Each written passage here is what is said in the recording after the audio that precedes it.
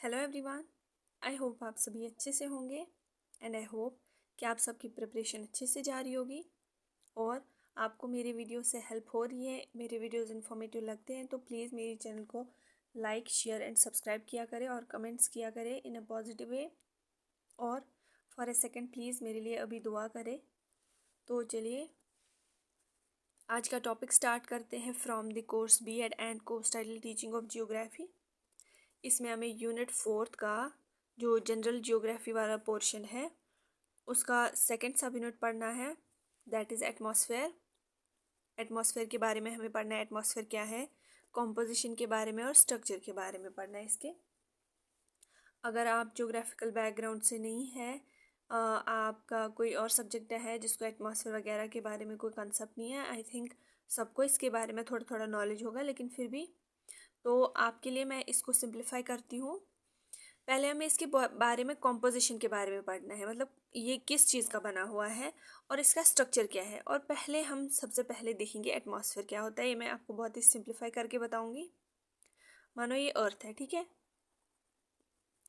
अर्थ में थोड़ा part lithosphere क्या है, मतलब रॉकी पार्ट है जिससे आफ्टर वेदरिंग सॉइल वगैरह बनती है, और हाइड्रोस्फेयर भी है, ठीक है। हाइड्रो मीन्स वाटर, मतलब कि अर्थ का वो पार्ट जो पानी का बना हुआ है, ठीक है।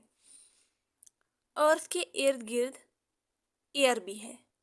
जैसे जब आप सोते हो तो आप ब्लैंकेट से कवर करते हो, ठीक है।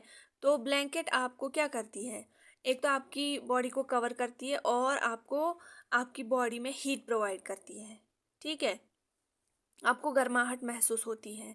वैसे ही हमारे अर्थ में कवर है of gases, blanket of gases जो इस अर्थ को कवर करते हैं, ठीक है। और इस अर्थ को गर्माहट देते हैं। जो यहाँ पे अर्थ में टेम्परेचर है that is because of this atmosphere, ठीक है। बिकॉज ऑफ दिस एटमॉस्फेयर तभी यहाँ पे लाइफ पॉसिबल है। जब ये atmosphere with lithosphere and hydrosphere मिलते हैं तो ये बनाते हैं बायोस्फेयर। बायोस्फेयर अलग टॉपिक है, वो छोड़ो आप, लेकिन जस्ट मैं बता रही हूँ कि इन तीनों के मिलने की वजह से लाइफ पॉसिबल है। यहाँ पे प्लांट्स है, एनिमल्स है, ह्यूमंस मतलब हम हैं। तो ये जो एटमॉस्फेयर है ये क्या है, ब्लैंकेट ऑफ एयर जो कि अर्थ के प्रॉक्सिमिटी में मैक्सिमम होता है। इसका 90% जो है वो अर्थ के क्लोज में है और ये इधर है बिकॉज ऑफ ग्रेविटी। अर्थ की जो ग्रेविटी है उसकी वजह से ये एटमॉस्फेयर है यहाँ पे, ठीक है। अब मैंने बोला ये ब्लैंकेट ऑफ एयर है। ब्लैंकेट ऑफ एयर मतलब इसमें बहुत सारे एयर है, ठीक है, मतलब गैसेस है, सॉरी गैसेस है, गैसेस है इसमें, जिसमें आता है कार्बन डाइऑक्साइड है, नाइट्रोजन है, ऑक्सीजन है और बहुत सारे गैसेस हैं। वो कितना परसेंट है वो भी हम अलग अलग पढ़ेंगे। ये सारा आता है एटमॉस्फेयर के कॉम्पोजिशन में, ठीक है। फिर आता है स्ट्रक्चर। ये जो एयर है ये लेयर्स बनाता है। ये जो एटमॉस्फेयर है अर्थ के इर्द गिर्द ये लेयर्स बनाता है। इसमें फर्स्ट लेयर जो है दैट इज ट्रोपोस्फेयर, ठीक है, ट्रोपोस्फेयर। सेकेंड लेयर है that is stratosphere. Third is mesosphere and fourth is thermosphere, ठीक है। यहाँ से यहाँ तक मानो ट्रोपोस्फेयर है। फिर जहाँ पे ये एंड होती है उसको बोलते हैं ट्रोपोपॉज। और जहाँ से स्ट्रेटोस्फेयर स्टार्ट होता है तो उसको बोलते हैं ट्रोपोपॉज। फिर जहाँ पे स्ट्रेटोस्फेयर एंड होता है और मेसोस्फेयर स्टार्ट होता है वहाँ पे एक एंड होता है, उसको बोलते हैं स्ट्रेटोपॉज। ऐसे ही जहाँ पे ट्रोपोस्फेयर एंड होता है और थर्मोस्फेयर स्टार्ट होता है उसको बोलते हैं मेसोपॉज, ठीक है। तो ये हम आगे देखेंगे। मेसोस्फेयर के बाद आता है मेसोपॉज, ठीक है। ये हम आगे डिटेल में पढ़ेंगे। ये जो हमने ये लेयर्स वगैरह देखी ये आता है स्ट्रक्चर में, ठीक है, स्ट्रक्चर। और ये जो हमने गैसेस यहाँ पे देखे इनका आगे हम परसेंटेज भी देखेंगे, वो आता है कॉम्पोजिशन में। यहाँ पे अगर हम ऑक्सीजन की इंपॉर्टेंस देखें इस गैस की, ये बहुत ही ज़्यादा इंपॉर्टेंट है हमारे लिए, एनिमल्स के लिए। कार्बन डाइऑक्साइड जो है ये बहुत ही ज़्यादा इंपॉर्टेंट है किन के लिए, प्लांट्स के लिए। उसके साथ साथ जो हमारी जो अर्थ की ये टेम्परेचर है, गर्माहट है, वो किसके क्यों है, बिकॉज ऑफ कार्बन डाइऑक्साइड, ठीक है। और यहाँ पे जो ओजोन है दूसरा गैस O3, वो क्या करता है, जो अल्ट्रावायलेट रेडिएशंस, बहुत हार्मफुल रेडिएशंस आती है वो उनको वापस रिफ्लेक्ट करता है, वापस भेजता है। जो सन से आती है इधर वो उनको वापस भेजता है। तो ये इनकी अलग अलग इम्पोर्टेंस है जिसकी वजह से लाइफ पॉसिबल है। तो ये हम आगे देखेंगे, ये मैंने जस्ट आपको बताया इसकी शॉर्ट में, ताकि आपको समझ आए कि हम आगे क्या पढ़ रहे हैं। तो यहाँ पे मैं दिखा देती हूँ आपको, ये जो बुक है आपकी 7 डेज़ वाली, यहाँ पे हम अच्छे से देखेंगे 1 बाय 1, अब आपको अच्छे से समझ आएगा, ठीक है। एटमॉस्फेयर जो है ये गैसेस एनवलप मतलब कवरिंग बनाता है अराउंड अर्थ, जो कि 1000 किलोमीटर्स तक एक्सटेंड करता है, अर्थ से बाहर 1000 किलोमीटर्स तक, ठीक है। यहाँ पे लाइफ जो है वो एग्जिस्ट करती है, मेनली बॉटम जो है लोअर लेयर है एटमॉस्फेयर की, इधर वहाँ पे एग्जिस्ट करती है, ठीक, लोअर लेयर पे, क्योंकि ये मीट करती है लिथोस्फेयर से एंड हाइड्रोस्फेयर से, जो मैंने आपको बोला। यहाँ पे यही एटमॉस्फेयर इन्फ्लुएंस करता है यहाँ के वेजिटेशन की, यहाँ के सॉइल पैटर्न की। और जो 99% ऑफ एटमॉस्फेयर है वो कितने किलोमीटर्स तक है, यहाँ पे मानो ये अर्थ है, इसके 32 किलोमीटर्स तक एटमॉस्फेयर का 99% कंसनट्रेशन है। मैक्सिमम एटमॉस्फेयर का जो पार्ट है वो 32 किलोमीटर्स तक है। और ये क्यों है अर्थ के साथ, क्योंकि यहाँ पे ग्रेविटेशनल फोर्स है, इसकी वजह से ये अटैच रहता है टू द अर्थ। अब पढ़ते हैं कॉम्पोजिशन ऑफ एटमॉस्फेयर। ये मिक्सचर है सेवरल गैसेस का, जैसे मैंने बोला, ठीक। इसमें सॉलिड और लिक्विड पार्टिकल भी प्रेजेंट है, गैसेस के साथ साथ कुछ सॉलिड और लिक्विड पार्ट्स भी है जिनको हम एरोसोल्स बोलते हैं। इसमें डिफरेंट गैसेस है, ऑक्सीजन है, आर्गन है, nitrogen, carbon dioxide, hydrogen, helium, ozone, जो मैंने आपको बोला। इसके साथ साथ गैसेस के साथ साथ यहाँ पे वाटर वेपर और डस्ट पार्टिकल्स या स्मोक भी प्रेजेंट होता है। 90 किलोमीटर्स तक, देखो मानो ये अर्थ है, ठीक है। इसके बाद जो 90 किलोमीटर्स आते हैं, ठीक है, उसमें गैसेस जो है वो यूनिफॉर्म है, सब सेम है, तो इसीलिए इसको बोलते हैं होमोस्फेयर। Homo mean same. लेकिन 90 किलोमीटर्स के बाद जो एटमॉस्फेयर है उसमें जो गैसेस है वो सेम नहीं होते हैं, उनका कंसंट्रेशन चेंज होता है, तो इसीलिए इस वाले पार्ट को बोलते हैं हीटेरोस्फेयर, ठीक है। Heterosphere, hetero means different. Nitrogen and oxygen जो है ये सारे गैसेस में इनका 99% है टोटल वॉल्यूम, ठीक है। मतलब नाइट्रोजन एंड ऑक्सीजन का जो है वो ज़्यादा है as compared to other gases. इनका कितना वॉल्यूम है, 99%। बाकी जो 1% है उसमें बाकी गैसेस आते हैं, जैसे हो गया हीलियम, हो गया ओजोन, हो गया, ठीक है। तो नाइट्रोजन जो है इसका एज सच एटमॉस्फेयर में कोई ये नहीं है, क्योंकि ये इनेट होता है, लेकिन जब इसको ब्रेक डाउन किया जाता है सॉइल में, उसके बाद ये प्लांट्स के लिए बहुत ज़्यादा इंपॉर्टेंट गैस बन जाता है। ऑक्सीजन जो है ये कंबस्टिबल, मतलब कोई भी चीज़ के जलाने के लिए ऑक्सीजन बहुत ज़्यादा ज़रूरी है, और लिविंग बींग्स के लिए भी इनहेल के लिए ज़रूरी है। कार्बन डाइऑक्साइड अगर देखिए मौसम के लिए बहुत इंपॉर्टेंट है, मेटेरोलॉजिकली कार्बन डाइऑक्साइड बहुत ज़्यादा इंपॉर्टेंट है, क्योंकि जो ये कार्बन डाइऑक्साइड जो है, जो ऑक्सीजन से रेज आती है, ये उनको अंदर आने देता है अर्थ में, ठीक है, अर्थ के एटमॉस्फेयर में आने देता है, लेकिन उनको वापस नहीं जाने देता, उसके लिए ओपेक है, मतलब ये उनको वापस नहीं जाने देता। तो ये क्या करते हैं, ये कार्बन डाइऑक्साइड जो है गैस, ये इस हीट को ट्रैप करता है, उसकी वजह से ये एक ग्रीन हाउस गैस बन जाता है, मतलब ये एटमॉस्फेयर में वार्मथ प्रोवाइड करता है।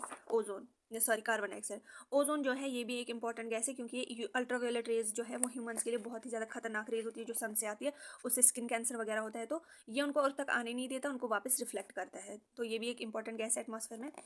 हमारे एटमॉस्फेयर में वाटर वेपर भी होता है। वाटर वेपर कितना परसेंट होता है, 3 to 4% ऑफ टोटल वॉल्यूम। और ये क्या करता है, ये भी एब्जॉर्ब करता है हीट को, सन की हीट को, ठीक है। और वाटर वेपर जो है ये डिक्रीज होता है जैसे जैसे पोल्स की तरफ जाते हैं। जैसे मानो ये है अर्थ, ये है इसका इक्वेटर, ये है पोल, है ना। इधर वाटर वेपर का कंसंट्रेशन बहुत ज़्यादा है, जैसे जैसे हम पोल की तरफ जाते हैं तो इसका कंसंट्रेशन कम होता है।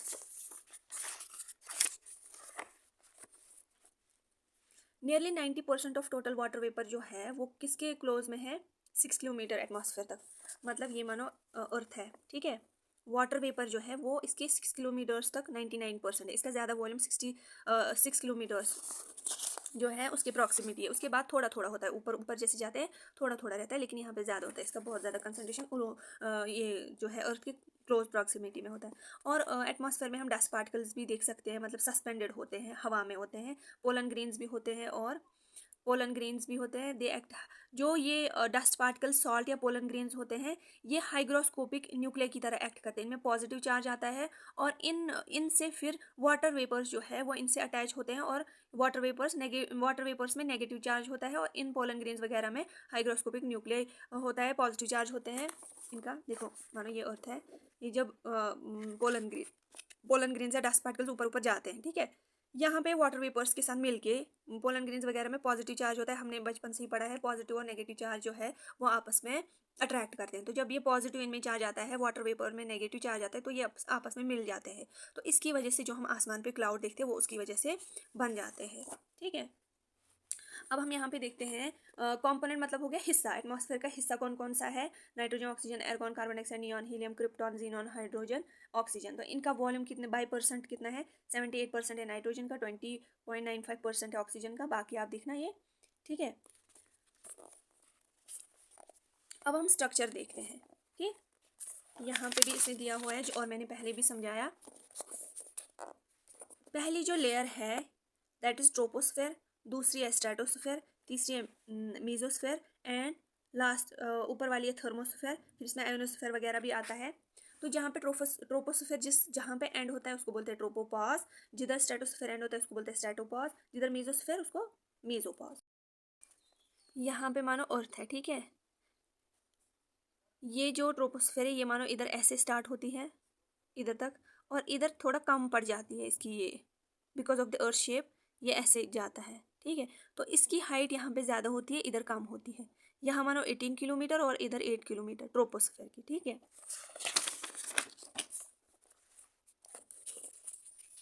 इसमें डस्ट पार्टिकल्स होते हैं, वाटर वेपर्स होते हैं, जो भी क्लाइमेटिक चेंज होती है मतलब मौसम वगैरह, क्लाउड वगैरह, रेनफॉल, वो इधर ही इसी लेयर में होता है ट्रोपोस्फेयर में। यहाँ पे जैसे जैसे हम ऊपर जाते हैं, हर 165 मीटर ऊपर जब हम जाते हैं, जैसे जैसे हम 165 मीटर ऊपर जाते हैं वैसे वैसे 1 डिग्री सेल्सियस टेम्परेचर कम हो जाता है। ठीक है, उसको बोलते हैं नॉर्मल लैप्स रेट। जैसे जैसे हम 165 मीटर क्रॉस करते हैं ऊपर, वैसे ही 1 डिग्री सेल्सियस टेम्परेचर कम हो जाता है। ये बायोलॉजिकल एक्टिविटीज़ के लिए इंपॉर्टेंट है। ट्रोपोस्फेयर का अपर जो अपर लिमिट है उसको बोलते हैं ट्रोपोपॉज, और टेम्परेचर जो है ट्रोपोपॉज में वो -80 डिग्री सेल्सियस होता है इक्वेटर के पास, और -45 डिग्री सेल्सियस होता है पोल्स के पास। अब आते हैं स्ट्रेटोस्फेयर के पार्ट पे। स्ट्रेटोस्फेयर दूसरी लेयर है एटमॉस्फेयर की, जो 50 किलोमीटर्स तक एक्सटेंड करती है हाइट इसकी, और ओजोन लेयर इसी लेयर में प्रेजेंट है। ये याद रखना, ओजोन लेयर, जो ओजोन की लेयर बनी होती है जो हमें अल्ट्रावायलेट रे से बचाती है, वो इसी स्फेयर में होती है। 20 to 20 किलोमीटर्स का अल्टीट्यूड है इसका। ठीक है, ये मैंने बोला हार्मफुल रेडिएशन से ये हमें बचाता है।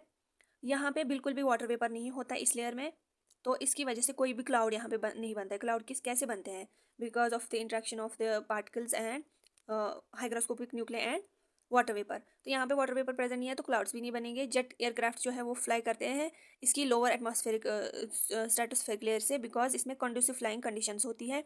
जो भी एयरप्लेन्स वगैरह है वो इसी लेयर में फ्लाई करते हैं। टेम्परेचर जो है वो -60 डिग्री सेल्सियस राइज करता है at the base of stratosphere, और 0 डिग्री जो है Celsius at its upper boundary. ऊपर वाली बाउंड्री पे 0 डिग्री सेल्सियस और लोअर पे -60 डिग्री। ये तीसरी लेयर है मीजोस्फेयर। ये मीजोस्फेयर स्ट्रेटोस्फेयर से ऊपर है, मतलब तीसरी लेयर 80 किलोमीटर्स तक एक्सटेंड करती है। टेम्परेचर इस लेयर में डिक्रीज करना स्टार्ट करता है। ठीक है, विद द इंक्रीज, जैसे जैसे ऊपर जाते हैं वैसे वैसे टेम्परेचर कम होता है मीजोस्फेयर में। -100 डिग्री सेल्सियस 80 किलोमीटर तक जैसे जैसे जाते हैं -100 डिग्री सेल्सियस हो जाता है वहाँ पे। इसकी अपर लिमिट जहाँ पे मीजोस्फेयर एंड होता है उसको बोलते हैं mesopause. Then next layer is thermosphere. ये पार्ट जो है मीजो पॉज के बाद आ जाता है। ठीक है, यहाँ पे एंड हुआ मीजोपॉज इधर, तो इसके बाद थर्मोस्फेयर आ जाता है। ठीक है, इस थर्मोस्फेयर को भी हमने 2 पार्ट्स में डिवाइड किया है। ऊपर वाला पार्ट है एक्सोस्फेयर, नीचे वाला पार्ट है आयोनोस्फेयर, ये याद रखना। यहाँ पे क्या होता है थर्मोस्फेयर में, जैसे थर्मो का मतलब क्या है? हीट है। ठीक है, वार्मथ। तो जैसे जैसे हम ऊपर जाते हैं वैसे वैसे टेम्परेचर बहुत ही रैपिडली इंक्रीज होता है। ये भी 2 लेयर्स में डिवाइड हुआ है। जैसे जैसे थर्मोस्फेयर में हम ऊपर जाते हैं वैसे वैसे टेम्परेचर इंक्रीज होता है, लेकिन मीजोस्फेयर में हमने क्या देखा, जैसे जैसे ऊपर जाते हैं वैसे वैसे टेम्परेचर कम होता है। आयोनोस्फेयर दूसरा यही इसका पार्ट है। आयोनोस्फेयर जो है 80 to 400 किलोमीटर्स के अबो तक जाता है। इसमें इलेक्ट्रिकली चार्जड पार्टिकल्स होते हैं जिनको हम आयन्स बोलते हैं, दैट इज वाई इसका नाम आयोनोस्फेयर है। यहाँ पे नंबर ऑफ लेयर्स होते हैं फर्दर आयोनोस्फेयर में, that is D layer, E layer and G layer. इसमें रेडियो वेव जो है वो इसी लेयर से रिफ्लेक्ट होकर अर्थ में आती है, जिसकी वजह से हम कम्युनिकेशन कर सकते हैं। यहाँ पे टेम्परेचर स्टार्ट होता है, जैसे जैसे ऊपर जाते हैं वैसे वैसे इंक्रीज होता है। एक्सोस्फेयर जो है अपर मोस्ट लेयर, सबसे अगर आपको बोलें अपर मोस्ट लेयर कौन सी है एटमॉस्फेयर की, तो वो है एक्सोस्फेयर। ये एक्सटेंड करती है। आयोनोस्फेयर कहाँ से कहाँ तक एक्सटेंड करती है? 80 to 400 किलोमीटर से अबो जो पार्ट आता है एटमॉस्फेयर का, दैट इज एक्सोस्फेयर। तो ये मर्ज होता है विद स्पेस, आउटर स्पेस जो है फिर जहाँ पे अदर प्लैनेट्स प्रेजेंट है, तो ये उनके साथ मर्ज करती है एक्सोस्फीयर। ठीक है, तो आई होप आपको ये वीडियो अच्छा लगा, आपको समझ आया। तो ये मैं फिर से बता देती हूँ, ट्रोपोस्फेयर जो है ये सबसे निचली लेयर है, उसके बाद स्ट्रेटोस्फेयर, ये मैंने बताया। तो आपको अगर ये थोड़ा कन्फ्यूजिंग लगा तो आप वीडियो फिर से रिपीट करके रिवाइज करके देख सकते हैं, आपको अच्छे से समझ आएगा। तो चलिए, ये था आज का हमारा टॉपिक, दैट इज़ एटमॉस्फेयर। आपको ये वीडियो समझ आया, इन्फॉर्मेटिव लगा तो प्लीज़ मेरे चैनल को लाइक शेयर एंड सब्सक्राइब करें और मेरे लिए दुआ भी किया करें। चलिए, thank you so much for watching this video and all the best for your exams.